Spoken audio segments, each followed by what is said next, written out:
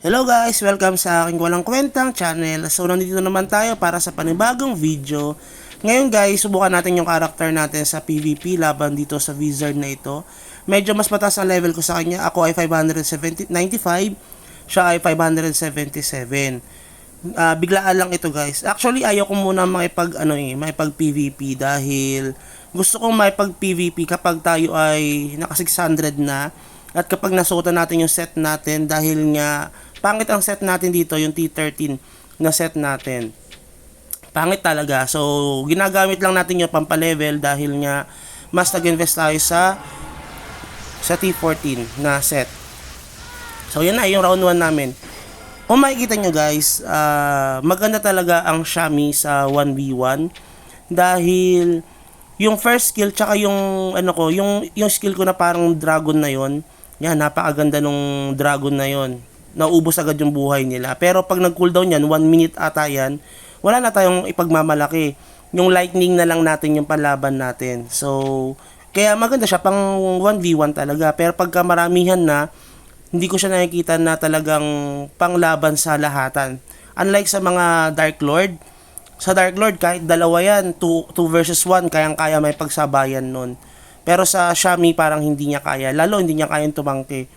So, nakita niya naman na itong kalaban natin na wizard, medyo malayo yung lakas namin. Hindi naman sobrang layo. Pero, ang lamang niya kasi sa atin yung wing. Ang lamang ko sa kanya, yung level ko syempre. Pero yung lamang niya sa akin, yung kanyang T30 na full option, at the same time yung kanyang wing na third wing. At maganda rin yung option. Tayo kasi second wing lang eh. O halos parehas lang yung laban namin dito. Yan pala yan, susubukan din natin yung kalaban niya kasi medyo nabitin tayo dito guys. Tuloy-tuloy na lang din natin yung video natin para medyo mahaba yung video natin dito para hindi naman nakakabitin panoorin. So, nakita niyo naman na yung sa wizard medyo lamang tayo doon kahit papano, kahit napangit yung set natin. Kasi yung set natin T13 tapos yung T14 natin na set na Shami, hindi maganda yung option. Wala pang reduct yung gloves tsaka helm ko eh. Puro reflect at tsaka HP lang. Tapos, kung mapapansin nyo kanina yung wizard na nakalaban natin, siya ay naka Fenrir, Black Fenrir. Ang Black Fenrir nakukuha lang dito sa rebate natin. So, tayo hindi pa natin siya makuha. Medyo malayo pa tayo dyan. Parang $300 pa ang magagastos natin para makuha natin yung Black Fenrir. So, medyo spender siya. Ibig sabihin nun. So, kahit na spender siya, kahit pa paano, nakakasabay yung character natin. Okay? So, ibig sabihin, kahit na spender pala yung mga nakakalaban natin, kahit na tayo ay semi-free to play lang, makakasabay yung character natin pagdating sa PvP. Ngayon, susubukan naman natin kalabanin itong, mas mataas sa akin to, 600 plus to, 602. At siya ay naka T14 set na may third wing, tapos naka-divine na sword. O, big sabihin nun, additional bonus damage sa kanila yon. Lalo na, ang lakas ng mga EMG pagdating sa damage output, di ba? So, susubukan naman natin ito. Alam ko na medyo lugi tayo dito, pero gusto natin i-try itong Magic Gladiator. So, yan, sinubukan natin siya, guys. Tumama sa kanya yung mga skills natin, di ba? Pero, tignan mo naman. Oh, may AA set na rin siya tapos di ba? Ang lakas. So, kahit na ganon, ibig sabihin nun, nakuha niya na rin yung pants at saka armor ng Archangel. So, marami na rin siyang nagastos dito, guys. So, medyo nakakasabay naman yung karakter natin. Hindi naman sobrang nakakasabay, pero hindi ganon kalayo. Meaning to say, ang ganda ng karakter. Ang ganda ng niya, oh. Yung paypay ng kanyang wings. Ibig sabihin nun, hindi naiiwan yung character natin kahit na medyo madalas tayong mag-change class, yung Shami. At the same time ay pwede tayo makasabay doon sa mga players kahit na tayo ay hindi naman kay spender. At maganda rin yung yung Shami dahil ang lakas ng damage niya. Pero kasi ang problema kasi sa Shami, napakalambot. Hindi ko matimingan kung paano ba to lalakas yung character natin. Tapos yung kanyang yung wing niya napakaganda, 'di ba? Ignore tapos ang ganda ng base stats. Then naka T14 na set na siya, may mga full option na rin or 3 options at maganda yung kanyang weapon. So talagang ubos ang buhay natin dito. So susubukan natin yung pangalawang set.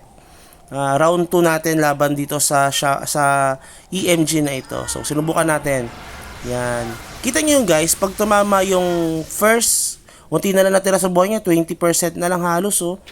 Yung first skill ko yung parang lion ba yan, tsaka yung yung blind na yan. Nauubos yung buhay nila. Pero syempre ang tagal ng cooldown yan, parang isang beses mo lang siya magagamit kapag naipag PVP ka. Tapos 1 minute ulit yung cooldown. So hindi ko siya ma-advise talaga sa maramihan kasi kapag tumama na yung pang-ubos ng buhay natin, 1 minute ulit para tayo ay makarecover.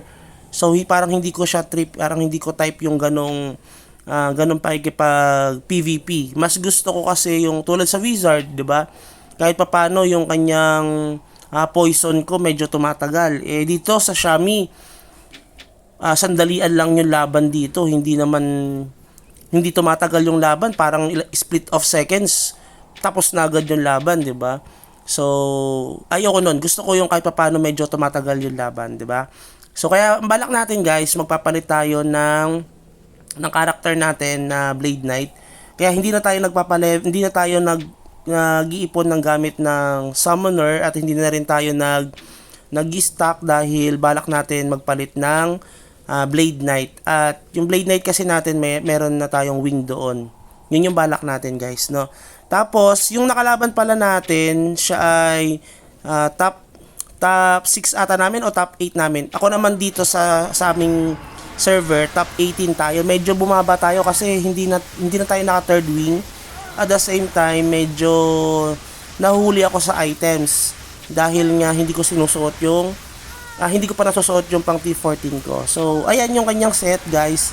Mataas na rin yung kanyang fluorides. At the same time, maganda yung kanyang wing, yung kanyang staff. At the same time, may additional bonus na damage yung plus 1 tsaka plus 2. Yan yung effects. So, ewan ko kung para sa T14 lang yan. So, yan siguro yung isa sa mga factor kung bakit malalakas yung mga EMG dahil nga damage output sila. 43-38 yung kanyang wing ba yun? So, yan yung isa sa mga malalakas sa amin. Ngayon guys, alam niyo ba marami na rin nag-quit dito? Hindi ko alam kung bakit. Hinihintay ko na lang na mag-quit yan kung sila mag-quit tapos kukunin natin or bibili natin yung mga items nila para kahit paano masuot. Tulad nitong Blade Knight na ito. Dahil siya ay parang top 3 sa Blade Knight, susubukan natin na kapag nag-quit siya ay mabili yung kanyang mga items.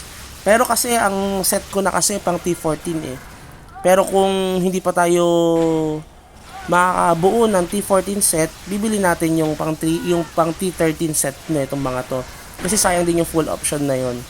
Kung mapapansin nyo yung nakalaban natin, yung sa overall namin, 69 kami, pang 69 ako. Tapos yung nakalaban natin na si Isaiah ay pang top 32. So marami nang malalakas dito sa server namin. At marami na rin talagang mga mamaw. At kasi yung merging ng server namin medyo pababa eh. 129 yung kasama namin, kami ay 144 sa aming server. Sa server kasi namin sa 144, ako na yung pinakamalakas doon. Tapos nagsama-sama yung mga malalakas sa 143 tsaka 141. So sa 144, yung mga kasabayan kasi natin dito medyo nag-quit na. Yan yung nakalaban natin na wizard, si Dos. O di ba, yan yung kanyang weapon and yung shield. So maganda rin yung kanyang set at mamaw na rin ito, malakas na rin ito guys. Kung umabot ka sa part ng video natin na ito, please consider like and subscribe sa ating channel para kahit paano may matutunan kayong mga walang kwentang bagay dito sa channel natin. So yun lang guys, and yan yung set natin na walang kwenta, pangit. So maraming salamat and bye bye!